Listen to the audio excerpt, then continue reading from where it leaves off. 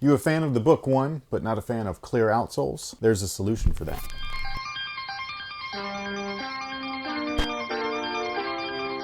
Hey, what's going on everyone? My name's Chris. Welcome back to the official WearTesters.com YouTube channel. Not only do we have a detailed look and review of these bad boys right here, these are f***ing beautiful, but we also have a solution to a problem that a lot of people seem to have with a lot of Nike products, which is, why do they put clear soles on everything? Well, I mean, they don't, but they do. It depends on where you live.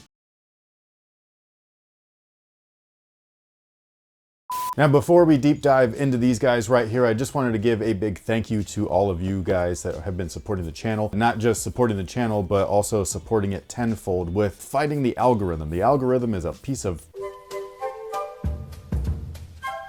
We really appreciate everybody continuing to hit the like button, hit the subscribe button, and leave comments, because all of those things feed the algorithm, which then feeds our video into said algorithm, which then sends this video into other people's feeds that may not know that we even exist, but yet they may love sneakers. So again, big thank you to all of you guys. I hope that you guys are able to keep continuing that trend. And with that being said, the box is identical to the last one. I'm actually a little surprised that they didn't change anything. They didn't even change the color of the font or anything like that, so it's just the same exact box. But in case you missed it, we did do a performance review on these right here. It's a solid shoe. It's a bit overpriced for the tech that you receive, but outside of that, they make up for it, at least in my opinion, in certain areas, which, you know, one is the materials, but we'll get into that later. The main topic is mostly the whole clear sole versus solid rubber and all of that stuff. So I just want to make myself really clear. The clear soles are not always bad. Like, I didn't have an actual bad experience with these guys, indoors or outdoors. Yes, I had some wiping. Yes, there was a little bit of break-in time, but it wasn't a big deal. And once all that stuff was done, they performed perfectly for me, as far as traction is concerned at any rate. But a lot of people do not like clear soles. They don't like the way that they age. They don't like the way that they are iffy on performance. So this is just one of the ways to kind of like move around that if you were interested. Obviously, you don't have to. If you're in the US and you just want to buy whatever it is that's on our shelves, then this is what we're going to get. A lot of people ask, why do they always use clear soles? I can't answer that for every brand, but I do know that the way that Nike likes to work is that they like to show you the tech that's inside the shoe. Obviously, this is not one of those shoes where you can see it. They can depict it on the outsole where it says Air Zoom and everything like that, but usually they show you the tech that's inside. So if there's full-length Air or full-length Zoom or whatever it might be, that's the reason for clear outsoles. One of the best visual examples that I could give for that is something like this right here. This is the Air Jordan 33. As you can see, they have aged horribly. These things are yellow all over the place in all the wrong areas. This is one of the reasons why I dislike the TPU plastics and the clear rubbers and things like that. This is not cool. But either way, this is the outsole right here. It is clear rubber, and even though you can't see the Zoom units directly, they literally will show you with these markings here that those are the Zoom units and those are the Zoom unit placements. Could they have done that here? Yes, but again, they did use the font there. They say Air Zoom, so that's exactly what they're showing you. Is that on the solid rubber option? Yes, it is. Which again begs the question, why do they insist on using clear rubber? That's just the reason that I was always told, is that they like to depict their tech inside the shoe, even when it's really not depicting anything. But there is another option. So if you are overseas or you're a US customer and you just want to purchase stuff from overseas, Nike tends to do one of two things, or at least they used to. They used to build them on a different last. They no longer do that. I don't know why, but it just kind of is what it is. They used to be called PF and EP for performance fit, and I can't remember. I always forget what EP stood for. It might have been engineered performance. But either way, those were the Jordan brand and Nike brand terminologies that would be attached to the shoes that were released overseas. And again, those products were built on a different last, and they were made for wide footers because that's more prevalent overseas and stuff like that than it is here in the States. The second alteration that they always do is they add XDR rubber. So the shoes will come with this little hang tag on there right there. It's in Chinese and English for anybody curious, and it basically just says that it's extra durable rubber. And I have seen the XDR stuff in translucent form before, but it's very rare. So the majority of the time you'll actually get a switch up just like this. So for this particular colorway of the Book 1, here in the US and in most other locations, we received the shoe just like this, with the exception of that they had the clear outsoles like the other colorways do. Now again, if you buy from overseas, you're going to get this version right here, which features a white solid rubber outsole, which I think looks a little bit better. And again, it's usually a better performing rubber. Not always. It's not a consistent thing all the way through. Some rubbers are you know,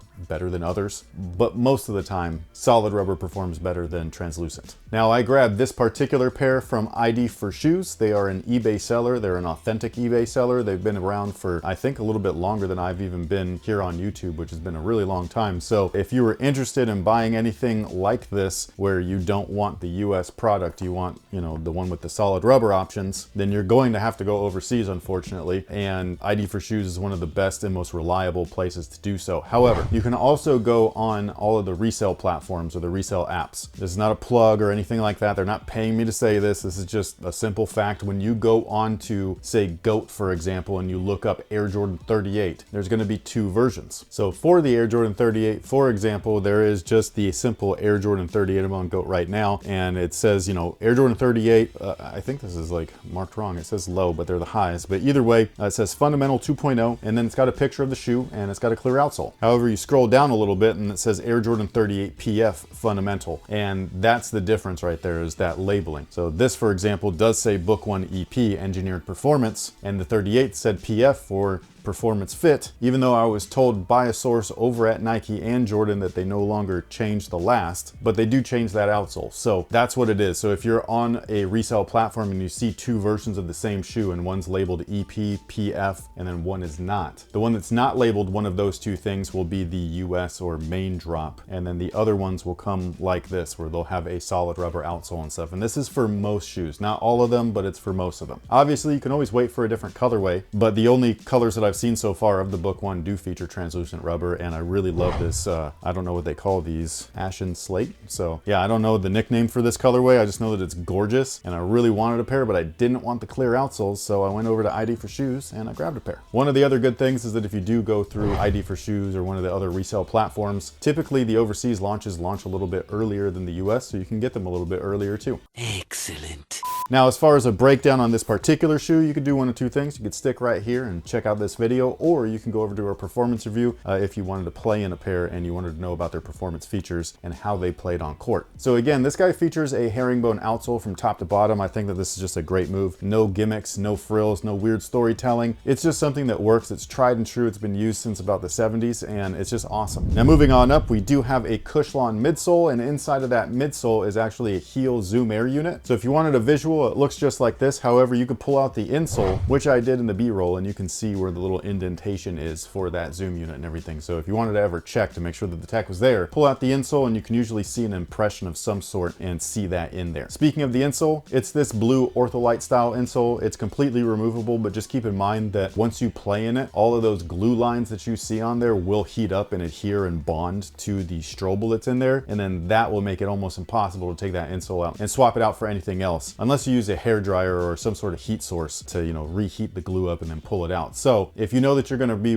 removing the insole and placing an orthotic or any other type of insole in there, make sure that you do it before you actually play in them and bond that glue. Now, as far as the way that everything feels, I think that this is a great shoe casually. On court, it left a little bit to be desired. A lot of the cushion that's in here is just kind of muted feeling. I think that Cushlon is awesome. It feels great underfoot, especially for lightweight or nimble guards. But this particular shoe just happened to have used a lateral rubber cage. It's kind of interesting, actually. I thought that it would be the same color, but it's not. So we have a white outsole, and then I don't know what color this is. It's just kind of like an off-white, maybe a light gray. And that's what the midsole cage looks like. When you look in the rear, you can actually see a split right there. So where it's split, that's where that rubber cage starts and stops. So the medial side is all exposed Cushlon. So that allows the midsole to really move and flex and compress and then bounce back. Cushlon has a little bit higher of a rubber content than typical EVA or Phylon. And so that's why it has that kind of like bouncy ride typically. When it's caged like this on one side, obviously you're not allowing the bounce to actually do its job. And so that's why it feels the way that it does on this particular shoe. Is that a bad thing? I don't think so. I think it keeps the shoe really stable. Again, it left a little bit to be desired. So for the price, I would have loved to have seen this type of setup where it's got heel and forefoot zoom along with the Cushlon and the lateral cage, but budgetary constraints and all that stuff, you know, so they pick and choose like where they spend the money. In this particular shoe, they really seem to have spent the money along the upper. And that's one of the things where I'm not mad at that whatsoever, dude. Like, I miss playing in shoes like this. I don't have anything against textiles and fabrics and wovens and knits and things like that. I do have a problem with plastics and TPUs typically, but there's just something special about putting on leather and letting it break in and really mold to your foot and allowing it to move with your foot like a second skin would, that is just really special with performance product. And again, you don't really get that anymore. And so I just think that this is something special. This particular shoe obviously is done up in all blue, whereas the tan ones are kind of all tan. The materials are both nubuck on the toe and eye stay as well as the heel. I will say though that this blue one has this certain texture to it. It just looks a little bit better, you know what I mean? Like, it looks like a more elevated product, even though the materials are pretty much the same. Now the back half of the shoe is the same as the other colorway, the tan one, where it's kind of this textile build. I was curious as far as like what it was, and a friend of mine, Devlin over at Saya, he actually hit me up. He watched the video and he was like, hey, that's actually a jacquard. So I was like, whoa, that's cool. It's a weird looking jacquard. It looks like a potato sack. So it looks kind of like interesting, you know what I mean? Like, you could see the threading in there, you can see the layering, the additional stitching and all of that stuff. So I just think it's a really cool look. I think that that's a great combo where you have modern in the back and then old school in the front. And so I dig that. And then the only real difference between like this guy right here and the tan joints would really be the swoosh. The tan joints right here, they feature what looks like a textured kind of like leather swoosh. And the other one, while it's still textured, it still feels like nubuck. It doesn't feel like suede or anything like that. So that's one difference. And obviously the collar right here is a little bit different. You've got like a nicer suede on the tan joints, whereas the blue one is more of a synthetic feeling nubuck or durabuck feel. Other than that though, they're pretty much the same exact shoes. So it doesn't really matter which one you choose, like which color, it's all going to be the same exact performance or same exact feel. The only real performance change would be whether or not you get them from overseas and get them with a solid rubber outsole, or you get them from your regular shop and you get them with a standard translucent. Now, as far as fit is concerned, you could do one of two things. I grabbed this colorway right here for casual use, so I actually went up half a size. With the pair that I play basketball in, which is this guy right here, I went true to size. They are extremely true to size, like a 1-to-1 fit, very tight, damn near suffocating at first until you break it in, so keep that in mind. Some wide footers may want to go up half a size initially, but in the comment section of the performance review, there's kind of like mixed reviews. Some wide footers went true to size, they said that it fit fine. Others said that they went up a whole size. Some went up half a size, so it just kind of depends. If you can, go in store and try them on. I know that that's not easy right now. These seem to be moving pretty well. So my recommendation would be, if you're gonna play in them, go true to size. If you're gonna wear them casually, go up half a size, and you won't need to feel like you're dying